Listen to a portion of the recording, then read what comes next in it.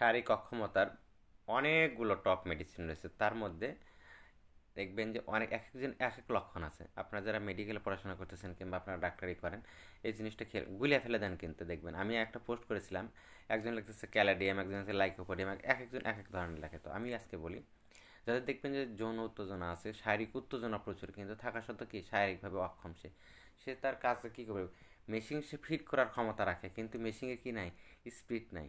এটা বুঝতে হবে। এবং ঘন ঘন কী হবে, সূত্রপাত হয়ে যাবে। তারপর দেখবেন যে আপনার বিশেষ করে দেখবেন প্রস্রাব করতে গেছে, তখন দেখবেন কি আস্তে করে কি সূত্রপাত হয়ে গেছে, এরকম ধরনের পেশেন্ট পাবেন। এবং ওই রুগীটা দেখবেন কি নরম, এই যে মেশিনটা আর কি, যন্ত্রটা জাস্ট পুরুষের এটা কিন্তু দেখবেন যে একবার নরম তুলতুলো হয়ে গেছে। এবং তার সাথে কি শিথিলতা আছে, দুর্বলতা আছে, কিন্তু তার কিছু কনফিডেন্স শক্তি লেভেল ঠিক আছে, কিন্তু তার কার্যক্ষমতা যুদ্ধে গিয়ে সে পরাজিত হয়ে যায়। এরকম ধরনের রুগীদের দেখবেন কি সিগারেট, মদ, গাঁজা, হিরোইন, ফেন্সিডিল খাওয়ার প্রবণতা আছে।